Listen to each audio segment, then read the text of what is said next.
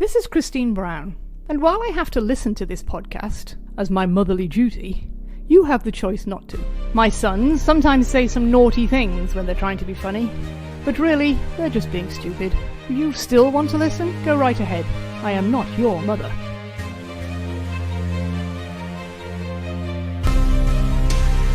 Welcome back to the Patriots Dynasty podcast. We've made it to week 8 of the 2003 season. Patriots are hosting the new Cleveland Browns, because they're new, but they're still the same old Cleveland Browns that they always were. And they're hosting them at Gillette Stadium.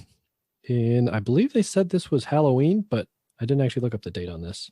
They mentioned Halloween, and there was a bunch of could have been pumpkins kicking around, but yeah, that doesn't make a lot of sense. As you can tell, if you haven't joined us before, this is a very well-researched podcast. Sunday, October 26th, 2003. So it was Halloween weekend. There you go. Week of Halloween, because it's a Sunday. Yeah. We're also really good at telling dates and stuff. But I am your host, Andy Brown. With me today is Steve Brown. How you doing, Steve? I'm doing great. Yeah. You're quarantining currently in preparation for the holiday season. Quarantining is easy. Quarantining for you is easy. Quarantining with you, it sounds like, is not as easy. Quarantining with me is probably hell, but for me, it's easy. Eat a lot, drink a lot of beer, and watch a lot of stuff on TV. It's just... It doesn't sound like much has changed for you. Yeah, right. And watch football games from 2003. Yeah, so, the usual. What do you want to do tonight? I have to watch this 9-3 Cleveland Browns New England Patriots game from 2003. It's going to take a couple hours. Yeah, I was not particularly there are some games in this that I'm like, oh, I can't wait to watch this, and I'll watch it like a few days before I'm ready, and I'll like maybe watch it a couple times. This ain't that. This was one of the least exciting Patriots wins we've witnessed so far, I would say. Yeah, it was definitely a snoozer. Watchability score, you want to go there? Yeah. So I think we've talked about this before, about how out of 6 Lombardis that we give this game in terms of a watchability score, it's usually an inverse of how many punts there were, right? We've kind of loosely based that we've noticed a trend. So I'm just going to read you the drive charts on this and how they ended.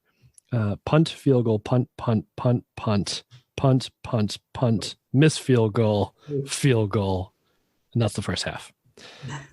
So with that being said, and it was with like this game ending 9-3. That was 3-3 at the half. 3-3. So with this game ending 9-3, I will give this 1 Lombardi out of 6. From a Browns fan perspective is though, because like they're probably used to that. That's just another day at the office. At least they're not losing 48-0 at half. They lost by less than a touchdown. So this has got to be... The whole game was in play the whole time. Yeah. I would say... One big play from the combination Kelly Holcomb, Tim Couch. Right back on top, baby. The two-headed monster. Yes. Of Kelly Holcomb, Tim Couch. Yeah, I would say out of 0 Lombardis, they would probably give this a 0. I would say out of 0 Lombardis, they would probably give all Browns games a 0. I'll give it an AFC Championship game just because it's the first time you see the Browns. And I have a soft spot for the Browns. We've seen them. I thought we saw them in 2001. I maybe not have been on that game at all. Maybe not. It wasn't particular. That game was only memorable because of how many shots the Browns quarterback took and how vicious they were. And the fact that he lasted the whole game was impressive. Let's see. Let's go to PatriotsDynasty.info and see. Yes. You're right. Cleveland Browns, 16-27. Yeah. Also not a hugely entertaining game. I think there's a lot of missed opportunities by the Patriots in that, and I think you could say the same in this game. The Patriots were the better team, but not by a lot. By about 9-3, they were a better team. Let me give you the halftime stats here. Like the Patriots were moving the ball a bit. They had 166 total yards to the Browns 120, of which 50 of those Browns yards came on their last drive. So not great. But on third down conversions, they were a combined, I wrote this down somewhere. They were combined 3 for 15 on third down. I mean, but let's be real. 45 of the Patriots' first half yards came on the first play they had the ball. Correct. So that's what kind of game we're talking about here. But before we get too deep into that, let's talk about these Cleveland Browns back in 2003. Because like most of the time, these are kind of like these interesting snapshots of these teams that we do. We look at the lines like, oh, this is cool. It's Joey Harrington. But this Cleveland Browns team could be any Cleveland Browns team from the past 20 years. It's true. The coach, you always look for the names, right? There was one team Yeah. you played where there was no names on it, and I didn't know anybody on the team except for a couple. was that the Giants game a couple weeks ago, maybe? Yes, that's what it was. Was it? Yeah. Yeah, it was like Tiki Barber, Kerry Collins, and like that's it. Right. Nobody else. But yeah, let me give you some names from this. This is probably worse. The running back, the leading running back was William Green, who finished the season with 559 yards and 1 whole touchdown. Not good. The top wide receiver, Dennis Northcutt, who The I will receivers say I did recognize. I recognize the names, but I couldn't picture any highlights from any of them in my head. Quincy Morgan. I vaguely remember the name, yeah. I may have had Kevin his football Johnson. card. Yep. But those were the guys that like you got the football card and you're like, yeah, I recognize him. But it's not worth anything. They're like the filler cards when you're looking for the Drew Bledsoes and the Right. Drew Breeses and the Brett Favres. But they were Dennis decent Northcutt players. finished with 729 yards and 2 whole touchdowns, leading receiver on the team. It's because they were spreading the ball around, Andy. No, it's because their offense was hot garbage. Kelly Holcomb, as we talked about, was technically the quote unquote leading quarterback of this team. But he split his time with Tim Couch. I think they both had injury issues because I remember they were. I think I got them confused, but I think Tim Couch maybe started the season and then didn't play well, so they put Kelly Holcomb in, and he played No, I think Holcomb less got bad, and then hurt. he got hurt. Yeah, and then Tim Couch came back in. And then right before this, they'd had the Tim Couch crying game. Right, which we'll get into. But they both played 8 games. Kelly Holcomb went 2-6. Tim Couch went 3-5. In your face, Kelly Holcomb. Kelly Holcomb went for 1,700 yards, 10 touchdowns, 12 interceptions. Tim Couch, 1,300 yards, 7 touchdowns, 6 interceptions. So Tim Couch was the less worse quarterback because he won an extra game and had been playing since '99. yeah. So let's do it. I wanted to get into because I think we've all seen that picture of the Browns quarterback jersey with all the names taped on the back and how many there were. Yeah. I just kind of wanted to dig into that a little bit when we talked about these Browns because we use, I think, the term factory of sadness in this podcast, maybe a little too much. And we kind of throw it around flippantly because we don't understand what it means because we're Patriots fans. But this, there's literally a Wikipedia page for a list of Cleveland Browns starting quarterbacks because there's so many of them. And I just looked at starting in 2002. Well, let's put this in perspective. I was talking to a coworker from the Cleveland area the other day, and he made note that Baker last year was the first quarterback to start all 16 games since our buddy Tim Couch in 2001. Correct. That's exactly what I was going to say. If you look at this list, the list is by season. And yes, since 2000, when, Belichick took over the Patriots, there has been one other season where only one quarterback played for the Cleveland Browns, and that was 2001 with Tim Couch. And then even before that, 1991, Bernie Kosar. Yeah, which was that was kind of around the time of Belichick being the coach of the Cleveland Browns too. So I think it was actually right before. 30 some odd years, they've had 3 16-game seasons out of a quarterback.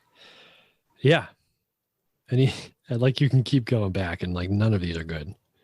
The longest starting quarterback in terms of like years, if you don't count Otto Graham being the starting quarterback from 46 to 55, because I mean, even our parents weren't born back then.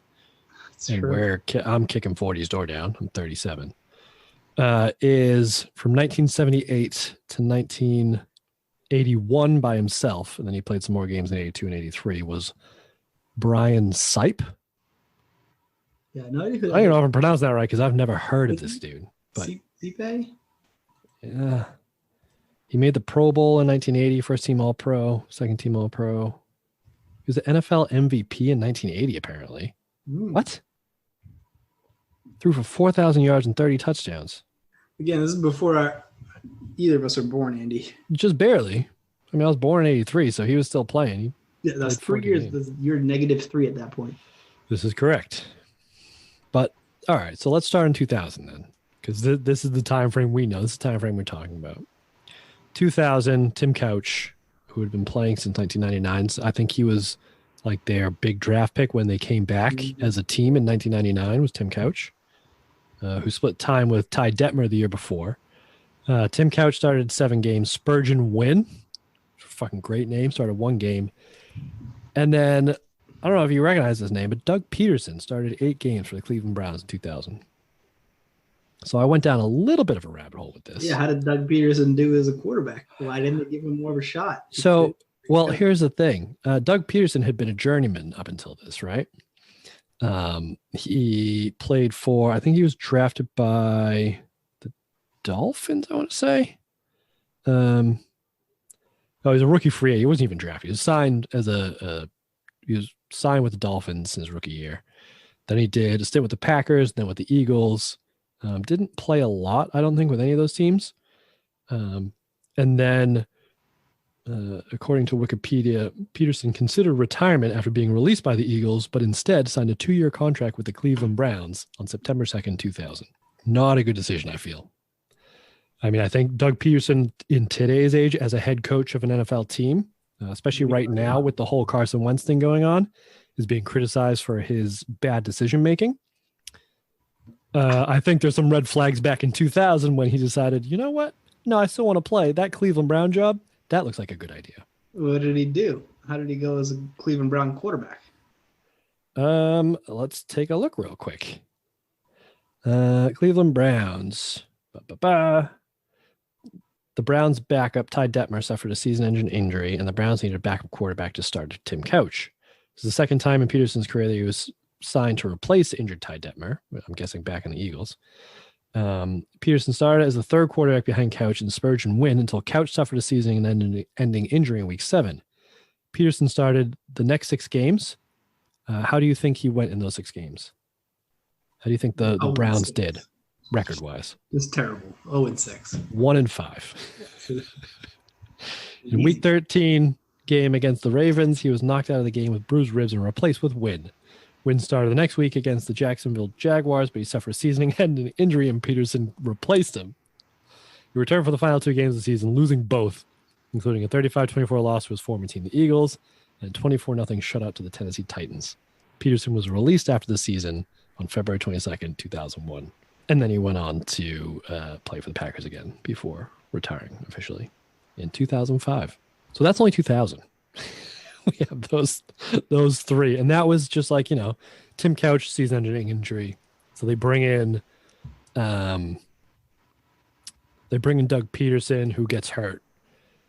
And so they bring in Spurgeon Wynn. He suffers a season-ending injury, and then they have to put Doug Peterson back in for them to go 1-5 while he's there. Yeah, but Tim Couch is number 5 on the all-time game started Cleveland Browns quarterback list. Stuck on that, Andy.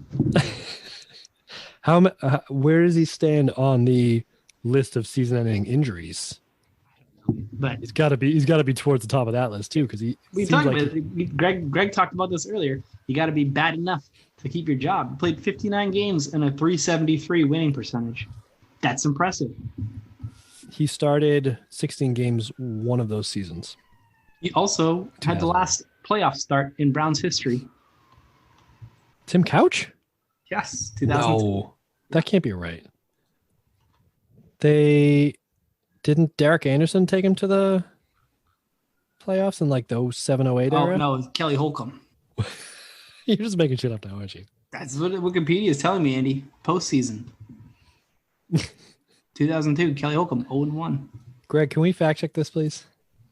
Nice to see you. Sure can. Hey guys, good evening, Steven. Nice to see you. Good evening. You look like an alien. I like your hair, Greg. Thanks. Oh wait, let me give you the intro you deserve. Okay. Nope, that's wrong button. Sorry. Ooh, you got a. No applause. That's new, huh? That's new. Yeah, I got a new toy. What else you got on there? Oh, That's the right intro. Yeah. And there's another one I'll save for later. There's one more. But you'll have to earn. I feel like the trombone one is very appropriate for the Cleveland Browns episode. we got Yeah, one of those.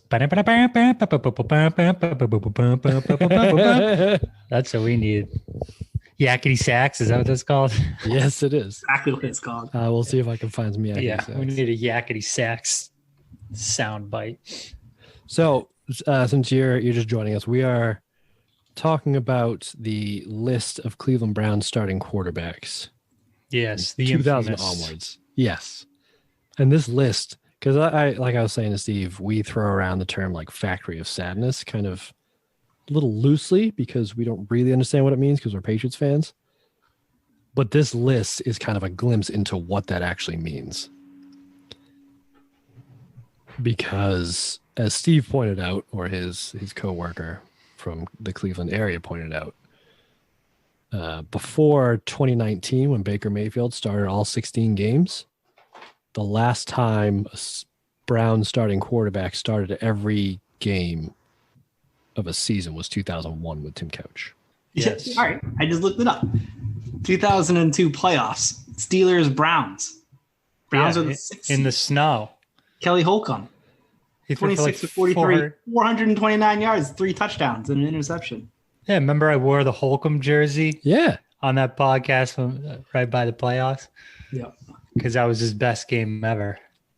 And they gave up 22 points in the fourth quarter to lose 36-33. Yeah. Yeah. It's a crazy game. It was snowing too. I thought they made the playoffs in like 2007. Did they just not make it, but they had a winning season? Am I confusing the two? I think I might be. Let's see. It should be a Quarterbacks in fairly- 2007. Derek Anderson, 15. Charlie Fry, 1. Didn't Derek Anderson have like one little stretch there where he was like legit? I think that's that season, that 2007 season where they were like leading the division for a while.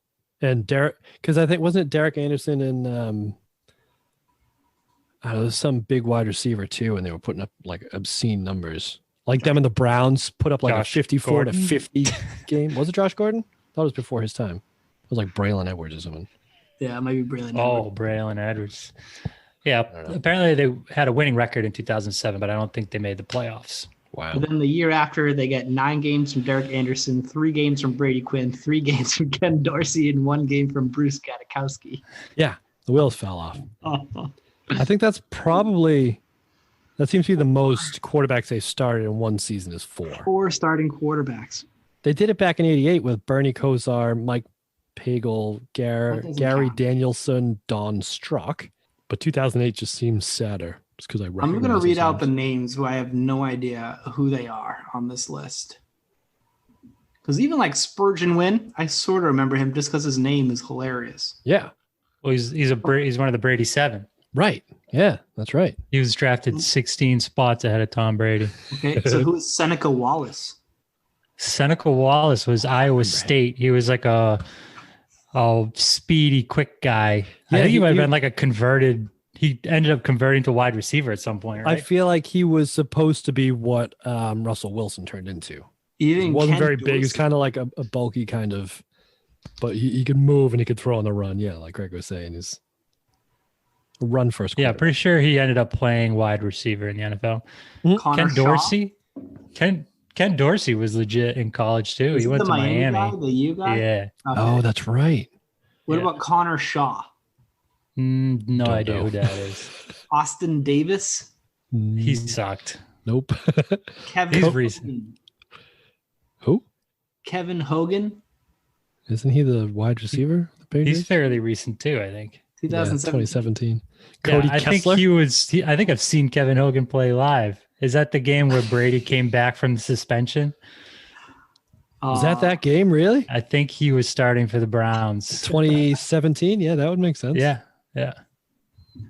The one game Deshaun Kaiser didn't start that season. I remember him. He was a high pick. Cody Kessler was a high pick. Johnny remember Manziel, Cody Kessler. obviously a high pick. Jason RG3, Campbell. Johnny Manziel, Josh Jason Campbell was McCown, the old Redskins quarterback. Brian Hoyer on here. Yeah. Brandon Whedon was a high pick. Thad Lewis. Wasn't Brandon Whedon the oldest draft pick Yes. Yeah. in the league? It was like 24 when he got drafted or something, or like 28 when he got drafted. Yeah. I think he played baseball for a few years. Yeah, he did. Yeah. But apparently he wasn't good enough. So he kind of he got drafted. I did a quick Wikipedia search on him, and he basically wasn't getting any playing time. He's like, I'll try football. And then got drafted by the Browns in like the first round. Yeah, well, he lit it up at Oklahoma State. Well, I'm pretty sure. Wasn't he like a Heisman finalist too? Brandon But Whedon. everybody was like, nah, he's too old. Except for the Browns. They were like, fuck yeah. Let's fucking First round pick, baby. yeah. Well, And everybody was like, Manziel, he's not really mature and he's kind of small, but not the Browns. They were like, fuck it. I mean, Colt McCoy played 21 games as their starter. He's still around. Didn't he start? He just started a game for the Giants. Yeah. oh, that's right. Yeah. God, that's 2010, 2011. He Colt won a game for the Giants. Yeah. McCoy. Because there was somebody else playing that week too, who also won that shouldn't have. Cam I'm sure it Newton. wasn't Luke. They had Luke McCown and Josh McCown. If they could get Cade McCown in there, they get a full hat trick. the McCown hat trick. You're missing Jeff Garcia and Trent Dilfer, though. I mean, I know Jeff Garcia, the old Niners guy. Yeah. Mhm. Trent Dilfer, the old Bucks? everything guy. Yeah, Bucks. And he's the one that everybody. Oh, no, I'm thinking of somebody else. Doesn't matter. Charlie Fry. Ooh. Fry, Brady Quinn. But Brady was Quinn. Brandon Whedon the one that got caught underneath the flag, the huge American flag? I don't remember that. Brandon Whedon. Well, I got some stats on this. Want me to give you some of those? I found a website that's like specifically about this. Okay. Yeah, people getting trapped underneath giant American flags. No, about the Browns quarterbacks. All right, hang on. Let me just show you this video and we'll post it in the show notes too. Because this Is is it Whedon? it is Brandon Whedon. That was Okay. correct. I'm excited. And he was warming up before the game. And Experience they in the NFL. How about pulling the Brandon big Whedon American getting flag caught out. under the flag? Oh, I remember this. See, I was telling you about that maturity and that confidence, but he still is a rookie. Hopefully he'll come out of that and They be had able to help start him get out. the game.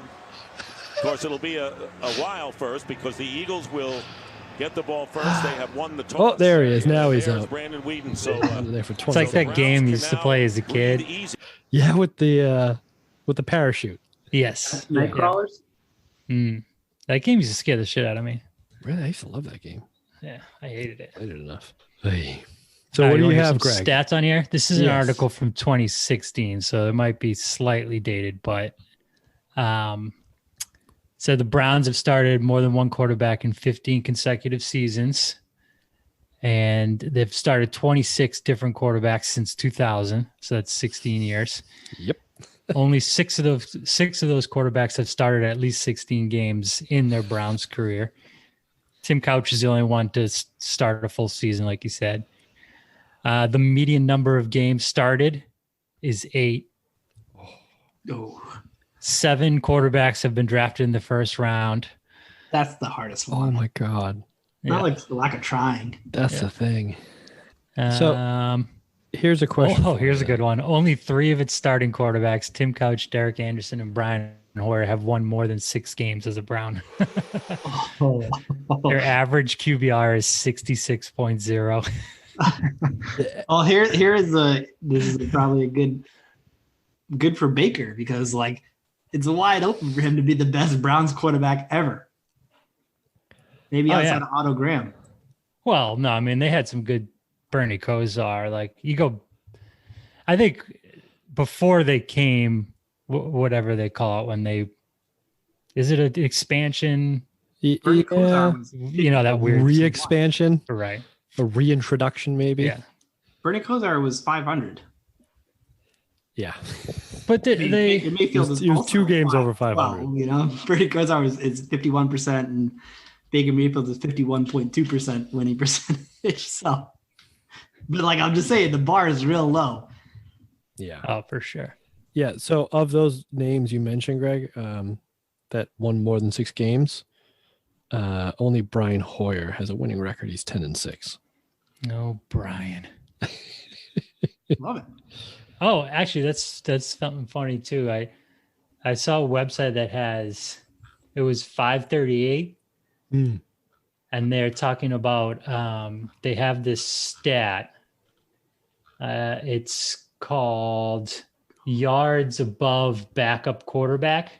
Oh, so boy. it's like it takes it and it says like what your average backup quarterback would be, and like how many more yards is your starter outputting. So this is since 1999. This was written in 2018. So it's like 20 years of data. Okay. So first on the list, can you guess? Tom Brady. Tom Brady and the New England Patriots. So how do they figure that out when his backups never play? Well, they're just saying what an average backup quarterback. Okay. So yeah. So he's 21,000 yards more than an average backup. Colts are second because of Manning. Saints are third, Breeze, all the people you expect. Packers, Steelers. Right. And then you get down to dead last. Yeah. And their average yards above a backup quarterback, negative 2,805. Average? They average 2,000 yards less. Well, that's their cumulative, right? Oh, over to okay, all right. Yeah, so it's yards. Not average. Yeah. I just summed up the records for Deshaun Kaiser, Cody Kessler, and Josh McCown. A total of 34 games. They went 1-33. Ooh.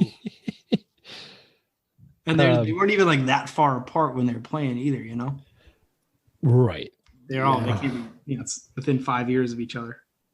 I believe I can find it real quick. Yeah, there was so the Browns from 2009 to 2017, over 9 seasons, almost a decade, won 34 games. This 2003 and 2004 season, the Patriots will win 34 games. Wait, what? So in 2 seasons, in the 2003-2004 seasons, yeah, okay, the Patriots will win 34 games in those 2 seasons if you count the playoffs, right? Which is the same amount of wins the Browns had between 2009 and 2017, almost an entire decade. Yikes. That's the difference we're talking about. So like I said, we throw Factory of Sadness around. That doesn't begin to explain it. I just feel that people in New England need this sort of perspective right now. Mm-hmm. Oh yeah, it's kind of ironic that we're discussing this now that the Patriots are all but eliminated from the playoffs. And this is officially the first season the Patriots will not have at least tied for the best record in the AFC East since 2000. 2000 was the last time that happened. More ironic, tonight the Cleveland Browns at 9-3 play the Ravens, who we need the Browns to win to keep our playoff hopes to keep the playoff. Exactly. So this feels serendipitous, if you will. Oh, it does. So what a fucking weird year, huh? If that's not a 2020, then I don't know what is.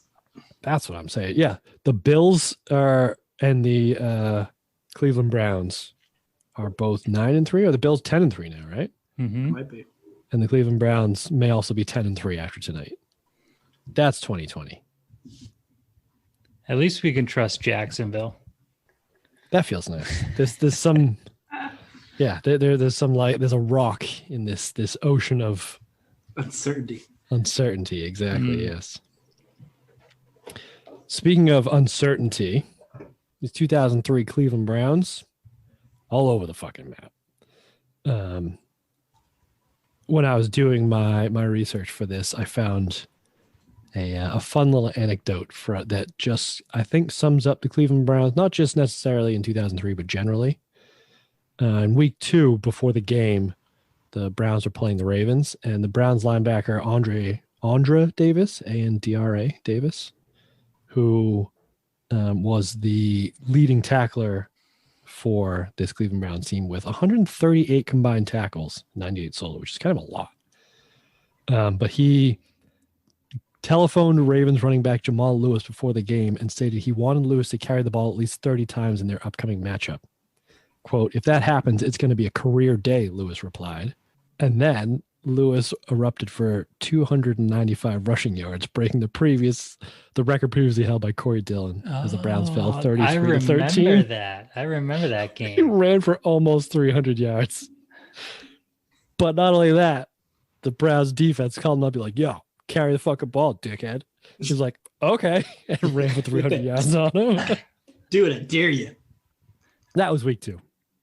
And this was actually, like, for the Browns, not their worst season. They went 5-11.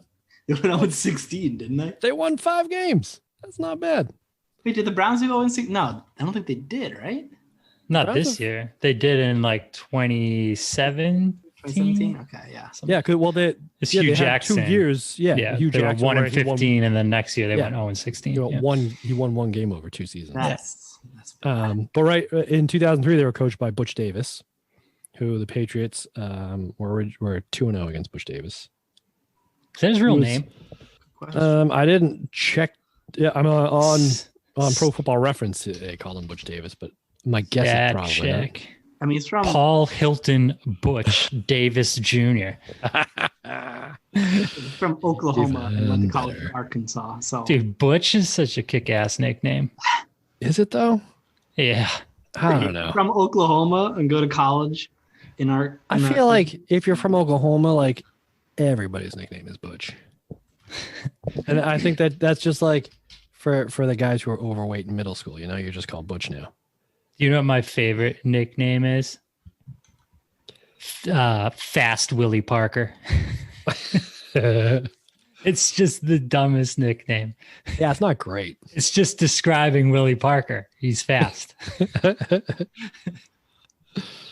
You don't like Air Vince Wilfork? No one called him that. He called him that.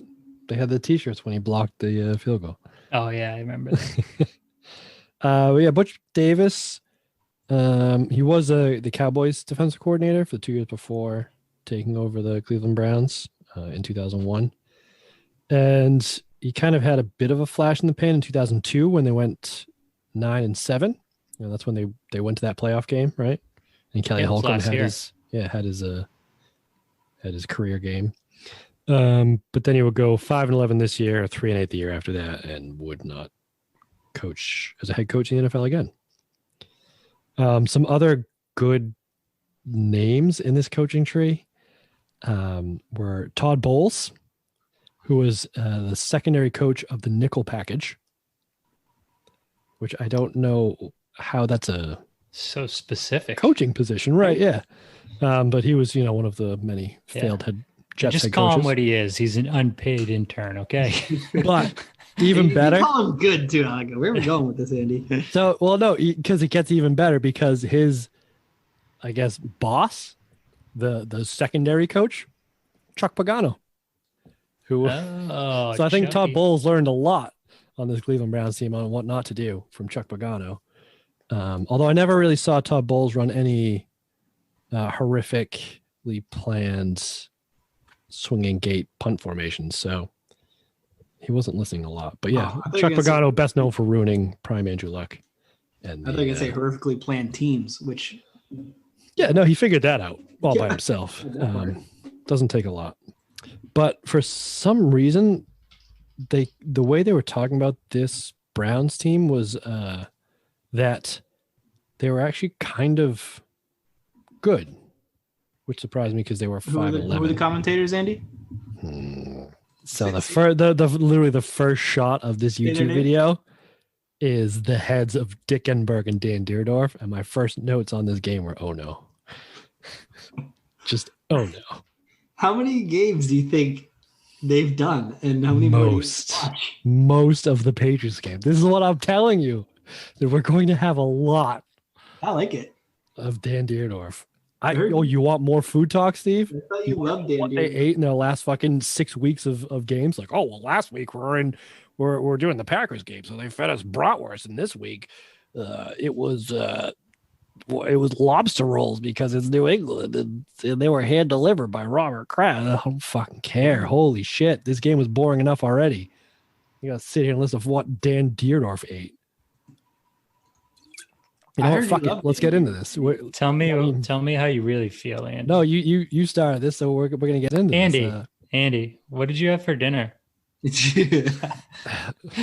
I just hate. I ate my anger. But Dan Deerdorf, I think my problem with him is he tries to be funny. He's not. An unusual concept in this game so far. Someone threatening the goal line. That's, for those of you that forgot in the first half, that's called a touchdown when they get across the goal line. I thought that was funny because there's no touchdowns, Andy. It's not funny. It's 5 minutes left in the third quarter. It's like that guy at work who wants to be the funny guy but has to try really hard, and it just doesn't come off as funny. And I think that's what bothers me the most about him is he's trying really hard, but none of it lands. That's true. It is very workplace appropriate humor, which is the worst kind of humor. Exactly. Yeah. Watered down. I mean, at least with Brent Jones, you get football, not football, and Brent Jones being a fucking goober. And that I can deal with. It's like, all right, he's whatever, or Joe Theismann walking that line of, yeah, this is borderline appropriate. I want to kiss you, Susie. I think that we might actually get to that game soon. But is that a Patriots game? That wasn't Joe Theismann. That was Broadway Joe. Yeah. He was shit-faced. Yeah. Yeah. So Dan fucking Deerdorf. I'm surprised they don't say more well, I don't know. You guys will have to tell me. Do they say problematic stuff? Because a lot of humor has. You watch movies from this time era and you're like, whoa, baby. You're getting away with that today. Yeah, it's not that bad, but there's a lot of poor Bonnie Bernstein in this. They call her B squared, which I think is actually kind of a cool nickname. Yeah. But they just kind of talk down to her the entire time. Every time they throw it down to her, they just kind of talk down. She had this cool hat on. And so they cut to her and she says something actually interesting and meaningful. And then they cut back to the booth, and the guy's like, "Oh, Dan Deere was like, oh, yeah, I think that hat will look good on me." And Dick Ember's like, "No, drop it. This isn't funny. Just leave this alone." And he just wouldn't, because he's a fucking meathead. Oh, thanks, Steve. Andy, White Knight and for B squared over here. B squared can handle her own, but fuck you. Something else to shit on Dan. But she's a broad, Andy. They don't. That's exactly what Dan Deerdorf would call her. He'd call her a broad. Not that he would know because his fucking nose is broad. Think she knows football. It's a man's game. Yeah. So fuck Dan Deerdorf. So that was the fuck Dan Deerdorf segment of this podcast. Yeah. There you go. Brief applause from the crowd. Oh, you want longer? Yeah, fuck him. Yeah, fuck that guy. Yo, he's a pig. That's what Dan Deerdorf needed, a fucking laugh track. Meathead.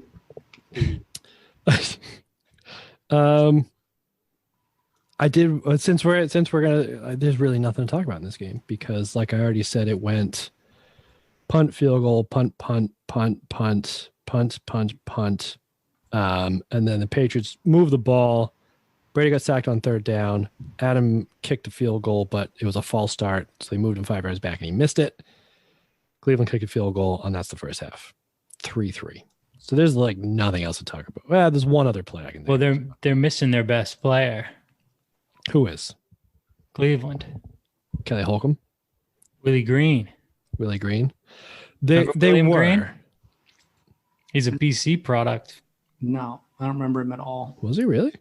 He was. I recognize the name, but I must be why. used to be hyped on William Green. That might be why I remember him, because I remember you hyping him. Yeah. He was a first team All-American at BC. No shit. And he was pretty good. And remember that scrapbook thing I have? Yeah. I actually was doing it for the Patriots and Boston College at the time. That's I had right. That's right. A brief fandom of Boston College until I realized it wasn't worth it. And I was a big Willie Green stan. I wonder if a lot of Brown scrapbooks end that way too. Yeah. Yeah. Fuck this. It's just not worth it. But he was a good player. At least in college he was. Yeah, he only played in 7 games this season due to injury, but he still led the team in rushing with 559 yards. But he didn't. I mean, he had the misfortune of being drafted by Cleveland, right? So. Yep. Yeah, he was a first round pick in 2002. 16th overall. Played 4 seasons with him, ran for about 500 yards a season, give or take. And 2,100 yards per. Yeah. So, not great. I wonder, it just makes you wonder, like, would any of these players drafted to these factories of sadness, would they have been like the next phenom if they had been put in a different position? Yes, definitely. Like if Willie Green got drafted by the Chiefs instead and ended up sitting a couple of years behind Priest Holmes, then Priest Holmes goes down and now all of a sudden it's Willie Green's turn. Does he 100%. run for 1,000 yards? Does he run for 1,600 yards in a season? I mean, we talked about the Makes you Broncos. wonder. You can put anybody back there and they'd be successful, right? So Right, yeah. Yeah. You can't draft 7 quarterbacks in the first round in like 14 years and say every single one of those players is the problem. At some point, it's not the players. Yeah. But it's interesting that none of them really went anywhere else and did anything good. But I think It's almost like once you're ruined in the NFL, you're ruined. 100%. Yeah. Like I think confidence probably plays a big factor in it. Josh I think Rosen running is backs, the- especially too, just because their careers are so short in that position. Like you're getting 4 years tops, maybe, right? Mm-hmm. And then you've run ragged. And it's not like you're not playing, so it's not like you can save yourself for a different team. Who like is Willie like who Green's. bucks that trend? Who's the quarterback that was highly touted, sucked, went somewhere else, and then was super good? Drew Brees. Did he suck though? Yeah, He was not he's- great in San Diego. I mean, they literally got rid of him for what's his Yeah. name, Phillip Rivers, Yeah. and just let him walk. I would like more recently Jared Goff. I mean, he didn't change teams, That's not but bad. they had a new coaching staff for that first year. I was ready to call him a bust. I was like, this dude blows. And then, McVay Yeah. comes in and he really turned his career around. That's valid. That Yeah, one that's really a good one. surprised me. I was like, whoa, I didn't see that coming. I know Yep. it is. Sam Darnold goes to the Patriots, leads us to like 3 more Super Bowls. Next Tom Brady. Oh, That that would would be be amazing. classic Jets. That would be amazing. Because they're the same type of organization right now where they're just chewing people up and they're sitting here being like, oh, Trevor Lawrence, he's going to fix everything. And it's like, you know what? You might have deeper problems than just we're one quarterback away from it, you know? Yeah, I think. Yeah, but one of even their stats- transcendent quarterbacks can do it, though. Well, Ryan Leaf was supposed to be transcendent, you know? Yeah, but like Joe Burrow did it this year with Cincinnati. he kept He them did, in like, games. Yeah, but 381. Yeah. Andrew Luck did it. He went on to a 1-15 Colts team, and the That's next not a year bad they're one, like yeah. in the playoffs. good point. I feel like even If- the Colts had a little bit more like It's down yeah. history. The Colts They had had one more down stuff year with around them. Andrew Luck. Yeah, because That's they what- had already built that system around Peyton Manning, and they basically Yeah. just like sucked for a year and then plugged Andrew Luck into that. That's my point of like the Jets organization as a culture is what the Yeah. Browns. I mean, Browns have actually sort of pulled themselves out of it a little bit. Finally, But yeah, you could say the same about the Lions too. Like the Lions do the same shit all the time as well. Yeah, because it is a bit of a culture of losing. Not that we know what that's about. No idea. Speaking of losers, head referee in this, Bernie Kukar, not a loser. No, you didn't think I was going there, did you? no. No, you didn't. But I was very excited about how much effort he put into his hand gestures for calling penalties. And especially when he called chop blocks, he called it twice. He called chop block twice, which I haven't seen like ever. The chop block is where you kind of like cut your arms down to your thighs. And he was wailing on his thighs. Like he did the first time. Like I actually wrote down, like, bet he's got bruised on his thighs from that chop block call. And then he had to do it again. I'm like, boy's going to have to ice those thighs because he's such a fucking hardo calling goddamn chop block. He was giving it his all. He's like, I don't care if this is a 9-3 Patriots fucking Brown slugfest. I'm going to be the star of this show. I'm going to put my all into it. And he showed up for all 4 quarters, 60 minutes, had himself a game. He's just making sure that people in the upper decks know what's going on. Oh, they knew they could hear the thigh slaps of the calls. That could only be a chop block. Yeah. I can't quite see what he's saying, but I heard the slap, so they must have called chop. It wasn't a slap block. It was a chop block. Oh, he was chopping away at them thighs. I can't wait till we get to replacement ref season. That was the best. God. Oh, that's good. Pretty forgot about that. Best. Yeah. See, that's what people don't understand is these guys are the best in the world at their job. But they're part-time at it though. Yeah, but they're still the best in the world. These guys are like legit. They're like lawyers. They're not dummies. Yeah. They're better than you or I could ever do in a million years. But they're not getting paid like $15 an hour either at part-time. Like, yeah, that's true. Part-time, but they're getting compensated pretty well. Yeah, but they're not doing a lot. Like this isn't their full-time job. They're not like watching film on their off days. You know, they're just like showing up and they know the rules and they call them as they see it. But they're as good as you can get. I don't know if I agree. I bet there's some college refs that are better. They just don't get the chance because of seniority. You know what I mean? I bet there's some guys that like would do it full time, would like gung ho. I mean, there's guys like that in every kid, right? Like there's like the Steve Brown of yo-yos. There's definitely some guy out there who's like, I fucking practice refereeing in my free time when I'm not working at whatever the fuck my job is, where I'm watching film and seeing what calls the referees missed. You know, terrible analogy because Steve Brown's job is yo-yo. Steve Brown is like the grand master of yo-yo. Yo-yo is life. Like, yeah, he's the referee that's what I'm saying. Looks up to. And for my final point, even if those good college refs did make it in the NFL, you'd still hate them, Andy. Yep. I don't hate this guy. You're just saying that. To try I don't hate Bernie Kukar. Reputation. It's not gonna fool me and Greg. We know you too well. Yeah. I hate one of these things when they call games too tight. That's my issue. You gotta let them play. Andy, when it smells like dog shit everywhere you go, maybe you should try looking under your own shoe. Okay. Fuck yourself. Or your nose. I don't know. Next, you can be like, well, you know, he's not that bad. He's trying his best. You know, he's just commentating as good as he can. He's in the Hall of Fame. No, absolutely not. I will admit that Dan Dierdorf sucks at his job. He's so bad. Like maybe he was better before 2000. Maybe he's been doing it for years. I don't know when he started. Maybe this was like his senile days. You know what I mean? Because everybody's who's Dan Fouts at the end too? And everybody's like fucking. Everybody hates Dan Fouts at the end because he fell the fuck off. And you know, even you could even make an argument. I'm not going to make it, but I've heard some people say the same thing about like Gil Santos and Gino Capoletti at the end there. They were kind of like missing plays and things like that. But I think Dan Dierdorf is a whole another level of suck. Yeah, he's just it's not even his commentating, it's just his personality. Yeah. I think you're right about his commentating is bad on top of that. Yeah. But there's a ton of guys that are bad that you're like, whatever. You know, it's like yeah. But like he's just get used to because it's like dope. You're watching like some like middle of the road teams that are getting the the JV team. It's like, yeah, all right, fine, whatever.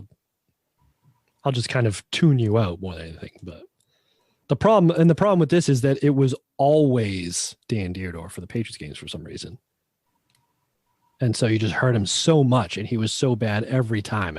That's where the hatred comes from. It wasn't just like an on-off switch. This has been a rock that's been ground down. That used to be my heart, and it's slowly calcified over the years. That spot for Dan Dierdorf. I think we need to get you into therapy, Andy. Yeah. What do you think this is? This is my therapy. Okay. Tell you what, Andy, we'll have the first session at the NFL Hall of Fame where you can go to Dan Dierdorf's bust and just yell at him. Just slap it around a bit. Mm-hmm. Love it. Well, which Hall of Fame? He's in a bunch of Hall of Fames.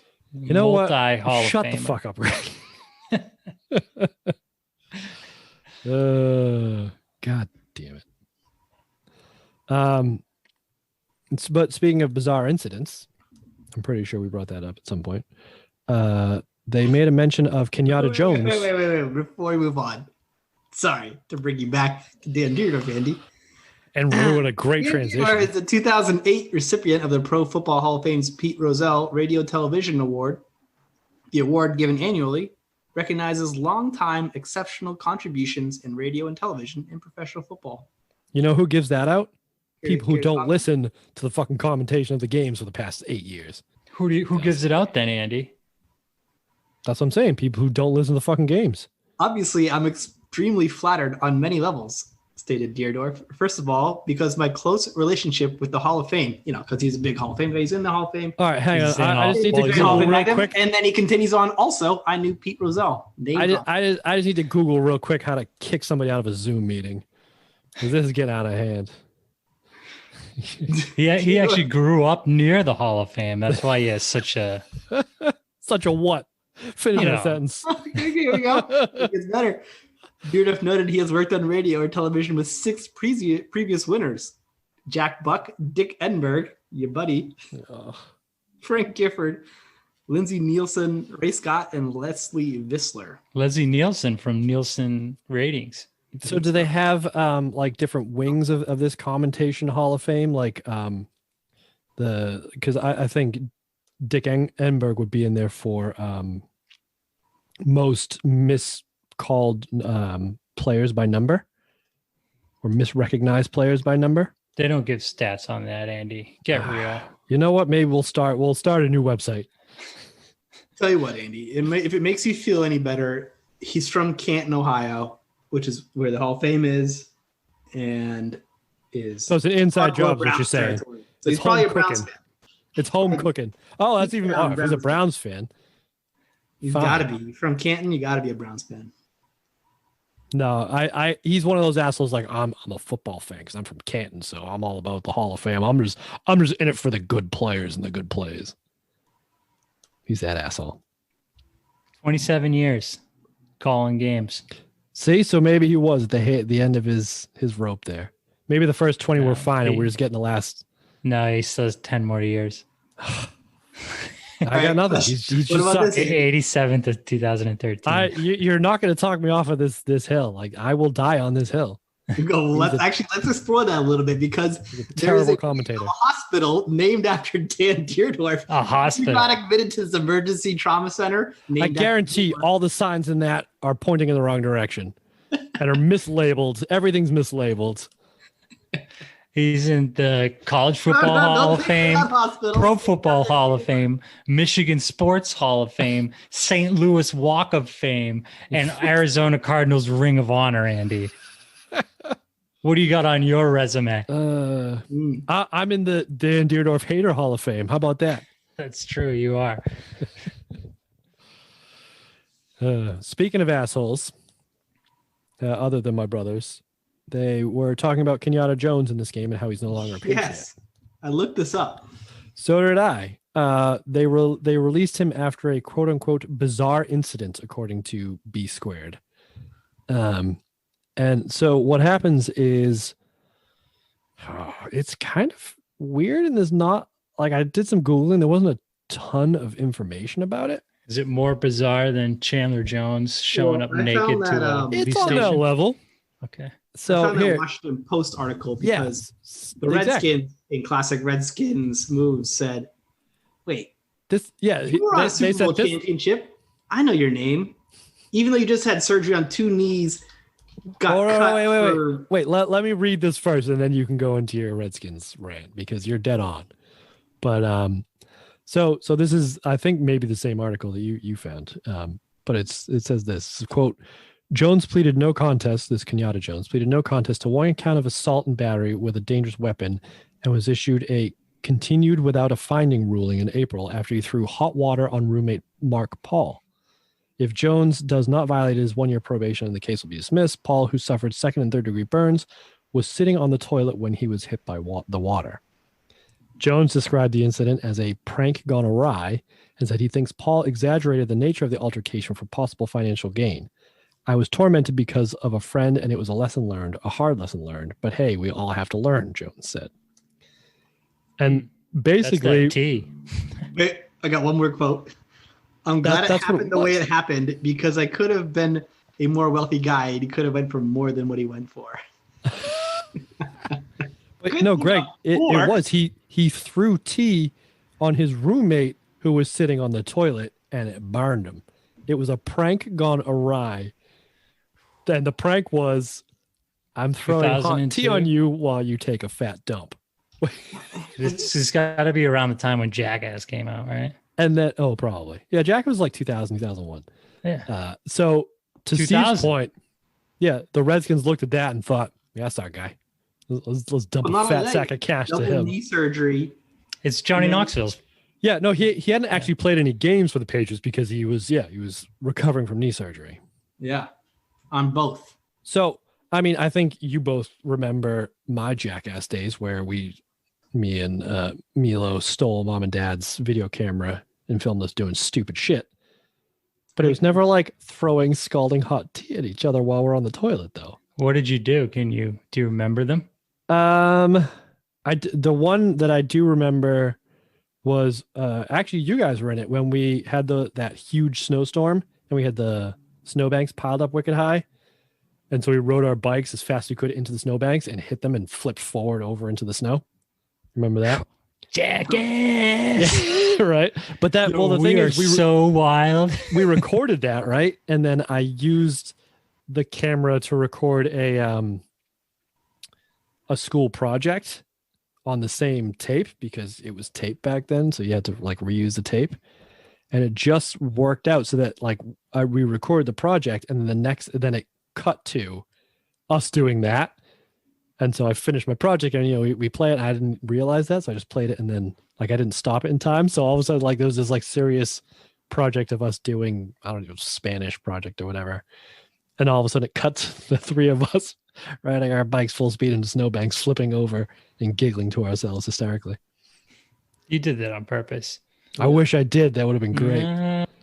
I think you did it on purpose. Maybe even subconsciously. You don't think I would have? You don't think I would have claimed that I did that on purpose? That would have been too perfect. You were like, oh man, this was so sick. This Jackass video. Famous. I'm so badass. The whole class, my whole Spanish class is gonna love this. Yo, and then get the mops out because chicks are gonna be so wet. We're bringing extra towels to La Clase de Espanol. Somebody give the janitor a heads up. Yeah. We're showing the bike flipping video. Bring your mop and bucket, I think boys. Every kid like our age did homemade Jackass videos. Oh yeah. And honestly, I can almost sort of understand Kenyatta Jones. While you can sit here and be like, that's really fucking stupid. So is a lot of shit that Jackass did. And even like today's day and age is so much really dumb shit that. Yeah. Tide Pods. Yeah. Yeah. Like, is that any worse than throwing tea on your buddy? Yeah. Well, usually you're ingesting Tide Pods yourself, so you just do that to yourself. But like hot tea on that's people like, especially like, teens. I just don't understand. Like, it was supposed to be funny though. Like, how is that funny? There might be more to it. Maybe he had like. All right, Greg, make that funny for me. Here's what I think. Workshop okay. it. All right. He had peed in the tea mug. put boiling hot water in it and then splashed it right in the guy's face. No, he made tea out of poop. It's really hot diarrhea. I feel like that would have come out in the court proceedings. That would have come out in the findings. Yeah. I feel like it'd be net you a higher charge. Well, and to be fair, his Wikipedia here says in 2008, Jones was arrested outside a Tampa nightclub after attempting to urinate on the dance floor and then shoving the off-duty police officer who threw Jones out of the establishment. Well, I mean, everyone's been there. Yeah. Threw him out the club. Oh, yeah. I mean, we've all tried to pee on the dance floor, right? Yeah. Because, I mean, you're dancing and you've been drinking, so you have to pee, and you don't want to stop dancing because there's no point in that. You're already out there, so you may as well just let her loose. I get that. And who's this fucking jerk off trying to kick me out of here? He's right. Oh yeah, no, you're a cop. I'm a cop too. We're all cops. Show me your badge, dickhead. Exactly. You know where I bet that happens all the time? I'll show you my badge. You just pee on the guy. You know. Yeah. And they mentioned it in this game, the world's largest cocktail party. Oh yeah, where was that? I don't remember. What's that? It is the Florida Georgia game. That's right. Yeah. That happens in Jacksonville. I'm pretty sure every year. You have to prepare. You have to get a running start or something 3 days before. It's just apparently I think college football is known for not selling booze in the stadium. I found this out a couple years ago, actually. They don't sell booze inside college football stadiums. Right. A majority of them, vast majority. So everyone just blacks out in the parking lot. Right. Tailgates are supposed to be pretty crazy. And this is that on the biggest scale, because not only can you do it, but it's hosted off site at the Jaguar Stadium, I think. Oh. Alcohol is allowed. And therefore it's got two of the biggest party colleges in the South. And they just get together and everyone just gets super duper bamboozled. Gets lit. And they literally market it as the world's largest cocktail party. Not only still today. Long. Yeah, not for long. You know what they do at NC State is they just started selling beer this year, but they would let you leave at halftime and then get you had re-entry into the stadium. That seems because dangerous. It's even less dangerous if you don't do that, because so many people were blacking out going into the game because they're I just got to drink enough to last me these 4 hours. That they just have tons of blacked out kids. So they're like, hey, blackout at halftime. Yeah. And then just don't come back. Yeah. Yeah. Yeah. And I bet a ton of people don't come back too, right? I bet that's what it is. Yeah. Yeah. They're like, we're getting blown out. Let's get out of here. Yeah. But the stadium doesn't give a shit because they don't have to deal with that. Yeah. And they already bought their tickets. So fuck it. Right. Right. Exactly. Yeah. So ridiculous. Money's in the bank. Yep. Speaking of ridiculous, there was not necessarily a quote, but they were talking about Butch Davis and why why he thought the Browns were better on the road, because they were actually 7-1 in their last 8 road games coming into this game. So I think that's why the spread was only Pats by 4.5. So basically plus 1.5 over the home field advantage, right? Right. And it was it's because they don't get booed as much on the road. Yeah. Well, Tim Couch, remember we said he got booed for, remember we were saying he was crying? Yeah, that's they booed his head injury. Yeah. Yeah. So and the title of this story is Angry Couch Fires Back at Fans. Pissed off sofa. Yeah. Wow, this time it's not the couch getting caught on fire. It's the couch giving fire. I mean, honestly, I can definitely get Tim Couch. Fuck that shit. Oh, yeah. You want to hear his quote? Yeah. I've been in this city 4 years now, and I've laid it all on the line. For them to turn on me and boo me, it's a joke. It's a fucking joke. Oh. I'm lying in the end zone hurt, and they're cheering. That's bullshit. That's fair. Yeah. That's totally fair. Having said that, they made a comment about how Tim Couch had a black eye in this game. And it was because a couple weeks before, or actually it was the week before, and I had to, I just want to put this out there, fuck the Sun Journal, sunjournal.com, for making me have to hack their site just to read this shitty article from 2003. Oh, dude. Nothing makes me more mad than these fucking sites that... Yeah. So you go there and it shows you the article first, And then it puts a pop-up. It's like, oh, you have pop-up blockers on. So you turn that off so we can make our money on ads. So I turn it off. I'm like, fine, whatever, great. So I turn it off, and then it pops up another one after that saying, subscribers to our newspaper can read articles like this for $5 a month. I'm like, no, I saw that you showed me the article, so I had to go fucking hack it and copy it and put it in a Word doc. So fuck them. But the title of it is Another Black Eye for Browns, Couch. Browns quarterback Tim Couch had a nasty black eye on Monday. The San Diego Chargers left a much deeper mark. Couch's right eye was still swollen and shaded in hues of black, blue, and purple. The result of a pregame collision, he said, happened with an unidentified teammate on Sunday. So he, but even before the game started, he ran to his own teammate and gave himself a black eye, and then came out and put up a 30.2 quarterback rating against the Chargers, the third worst of his career. And so that's why, with Holcomb improving, getting healthier, he wasn't sure he was even going to start. And apparently Butch Davis wasn't sure that he was going to start until they made the decision at like noon on game time, an hour before the game started. Not great. But Tim Couch did get the start. Didn't play well.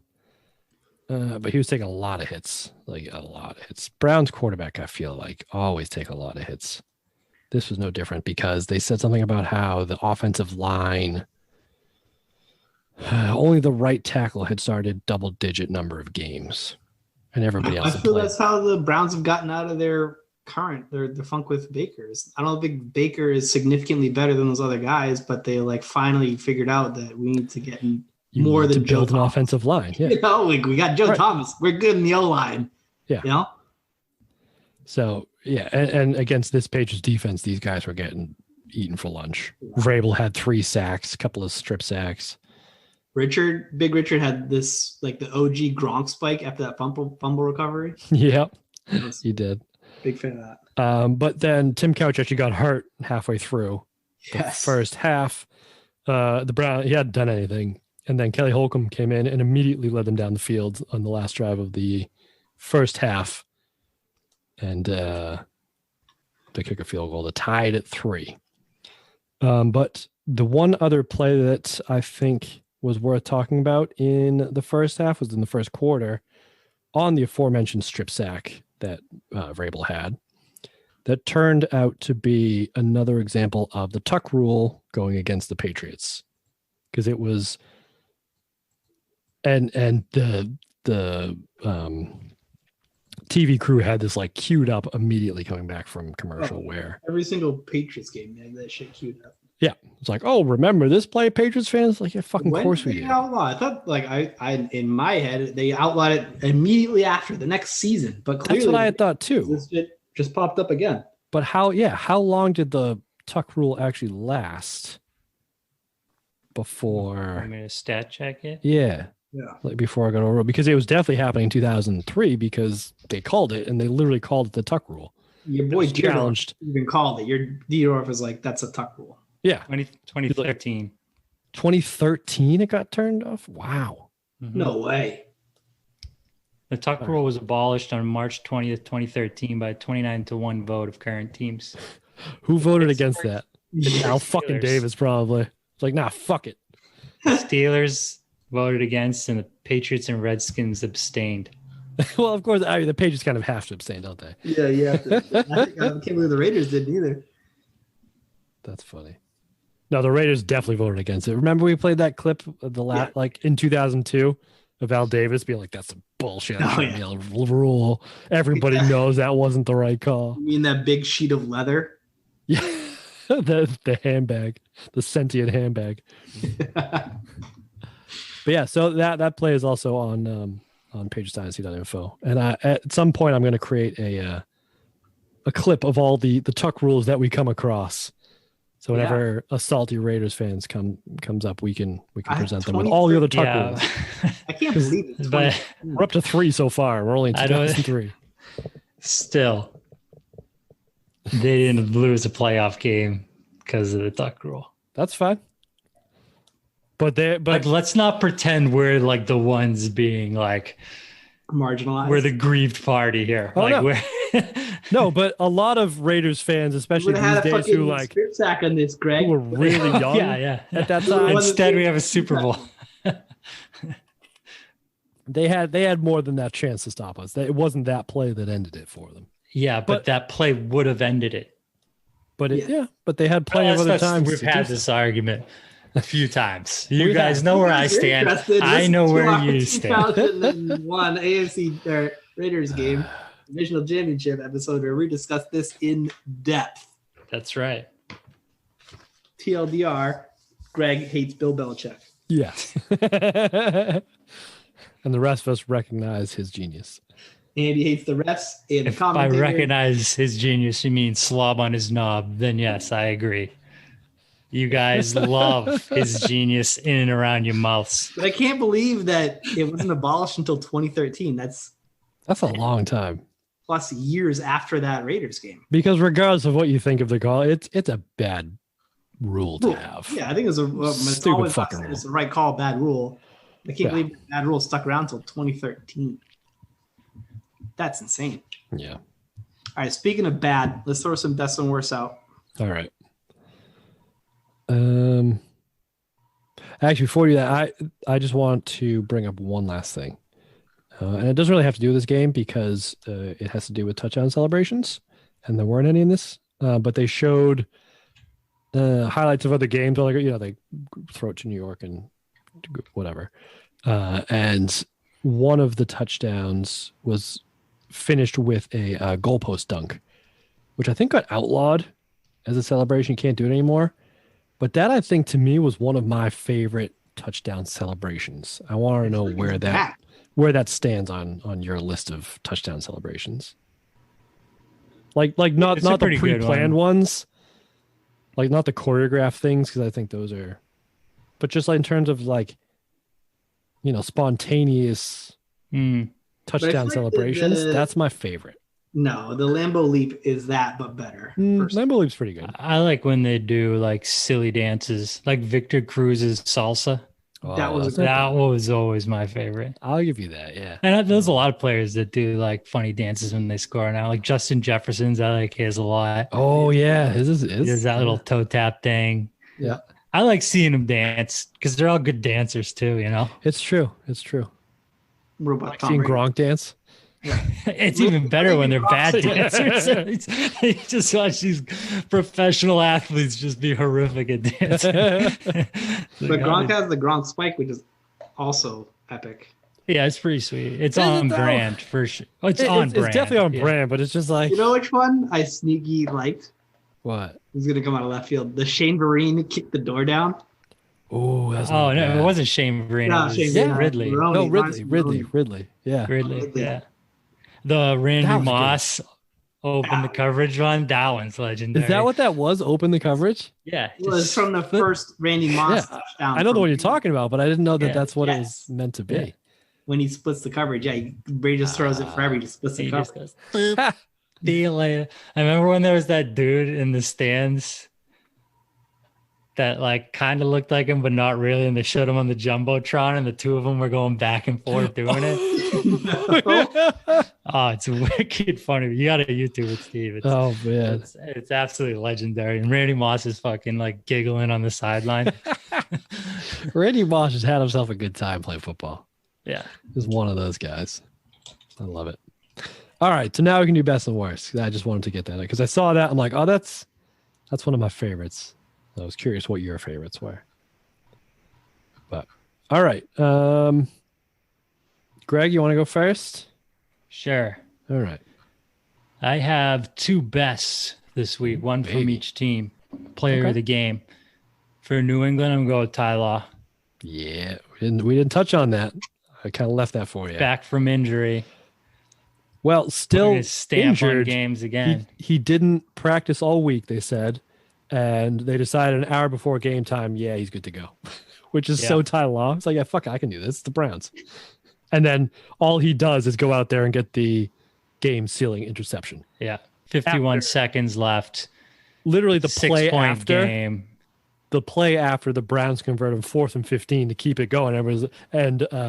Here, I have the sound for this too, because this is your boy fucking Dan. Actually, I don't even think it was Deerdorf. It was his. Shut up. We're Steve. watching that video. Oh, It's great, isn't it? all right, you're gonna have to send me the link, Steve, so we can put it in the show notes. He's just the most lovable human ever. He is. But this was the call on the interception too. It's not over yet. Holcomb hurries his team to the line of scrimmage. Pump fake. He goes long. Oh, there's contact between Law and the receiver. Kevin Johnson, no flag, and Law has the ball. So immediately goes to this contact from Ty Law, which Ty Law, of course. But It's a great pick. watch how quickly it's proven. Oh, they love it here in Foxborough, but Butch Davis and all of those watching in Ohio have to wonder, ooh, wasn't that excessive contact? Well, on both sides. Kevin Johnson had a hold of Ty Law's jersey as well.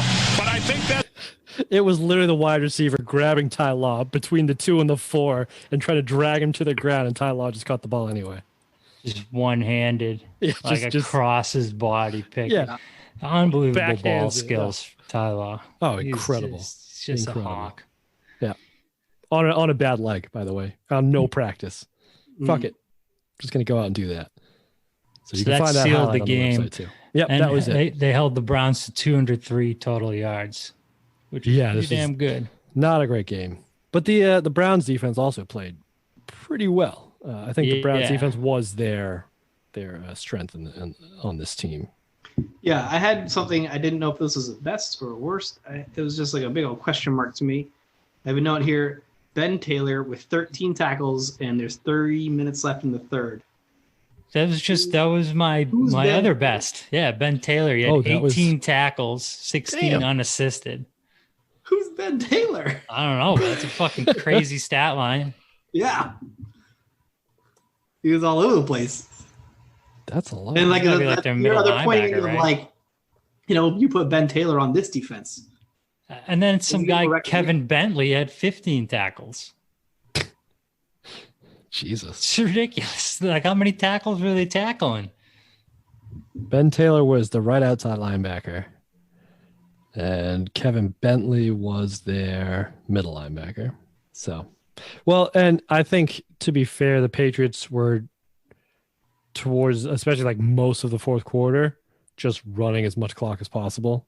They're just like, fuck this game, trying to get out. And so I think one of their drives was just like a shit ton of runs. It took like 4 or 5 minutes off the clock.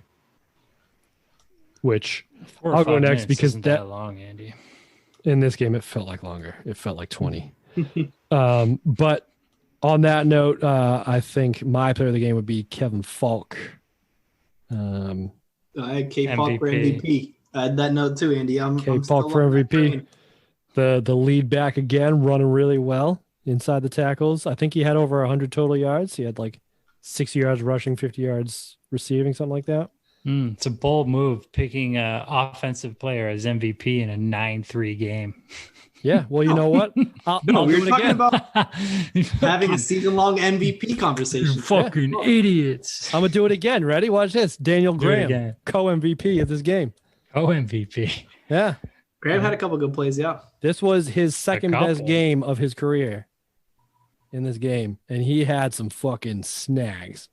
This was he had Daniel Graham 110 crackers. receiving yards. Not bad for a tight end, and He had like that they one were play- not easy catches either. He had that one play where he was dragging like a bunch of dudes. Yep. So he had one there where he looked like an old Ben Oh. Coates out there, just like caught a pass in the flat across the middle, and just ran through like 4 or 5 guys to get the first down. Then he had a couple like down the seam that Brady found him, and he just made some nice snags over the top of guys. Hell of a game. And he was basically the only tight end left on this team because Fourier went down. He kept like coming in and going out again because he was hurt. So he was kind of like the only receiving option in this game, really. Like none of the wide receivers did anything. Even Troy Brown didn't have a great game except for the one play, which might be Steve's best. So I'll leave that. No, you can take it. I have All another right.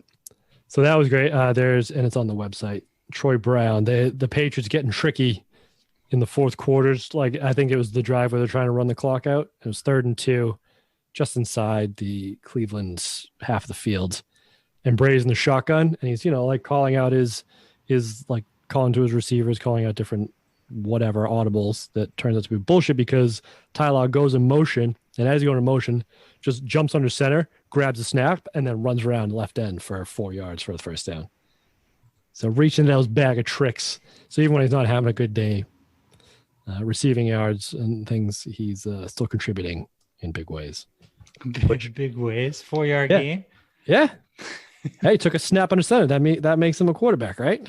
Yeah. And now he's played quarterback in an NFL game. So add that to the list. Quarterback, check. Wide receiver, check. Punt returner, check. Kick returner, check. Running back, he's taking a handoff on that draw play that got blown up. Check. And we'll see him play defense. What else you want him to do, Greg, huh? What, you want him kicking field goals too? I want him to be the accountant. I just watched a highlight video of Randy Moss returning a punt for a touchdown. Check. Check. Well, I have a picture here of a Johnny Manziel jersey, and it just says, instead of Manziel, it says, "Man, we suck." Which is, I like that. Check. Check. Check. No, that's more of the wah, wah, wah.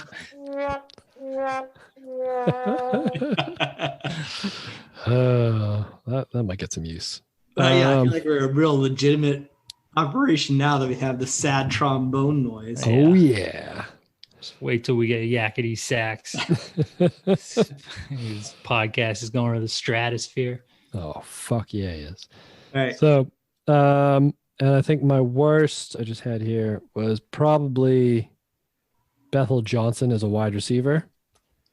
He showed why he didn't last very long as a wide receiver on this team because it didn't seem like he had a clue what was going on. There was a couple where I think he was supposed to run a certain route and Brady like threw an out pattern, and then you just see Bethel Johnson standing there with his arms up like, what? And that happened multiple times, which is kind of, I think, why a couple of drives stalled out.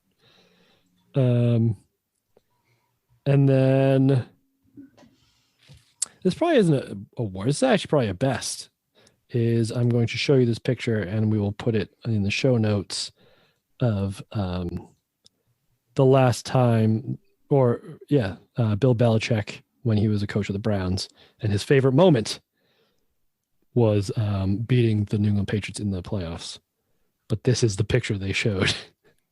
And the date on that picture? January 1st, 1995. Woo! And the outfits are phenomenal. For those who can't see them, I'll explain them. They're both wearing khakis, because as you do, business casual. It looks like they both have collared shirts underneath. Belichick definitely does. He's doing that collared shirt over this brown sweater. Yeah, but the collar itself, like the bottom of the collar is still tucked into the sweater. Yeah, so that's that's quite nice executed. And it's like those old school starter jackets that are the Belichick has the pullover. Yeah, not even the quarter zip. Nice brown. It has like the word Browns in script. And then Parcells has the one that I think I used to have something very similar to that, like the zip up version, the big puffy one. That was the starter jacket that almost looks like the Zubaz pants that the Bills would wear. And the haircut on Belichick too is just top notch. So we'll share that too. That's it. That's the Browns' last playoff win, 95. Yep. Pretty good. Bill Belichick as their head coach. Still the last time they won a playoff game. So, all right, Steve, what do you got? Give me some best and worst. Yeah, I just thought of a worst is we signed Josh Gordon, and I have a bunch of Browns fans that I work with. And the level of they don't like Josh Gordon is pretty high. Really? Yeah, they're very anti-Josh Gordon. Why? I don't know. Guess they'll sort of let him down, unfulfilled potential. But the same kind of thing as booing Tim Couch when he's concussed, Yeah. They may be a little too passionate on sometimes. Sacred bad sadness. fans. I think Bills fans maybe walk that line a little better. I think so. Even Lions fans as well. You know, Browns fans maybe just get a little over their skis sometimes. But I still love them deep down inside. They're like that little brother who's just not very good at anything, but you're like, but he's still my brother. It's cool. Yeah, he's fun to keep around. Wait, which little brother? You decide. We'll let the listeners decide who I'm talking about. Only two people on this call have little brothers, Greg. That's true. Valid point. Maybe we're all just talking about different brothers. Who knows? The best was actually inspired by the commentators and good commentator, which I'm sure you're happy to hear, Andy. Teddy Bruschi just made a tackle and got the wind knocked out of him.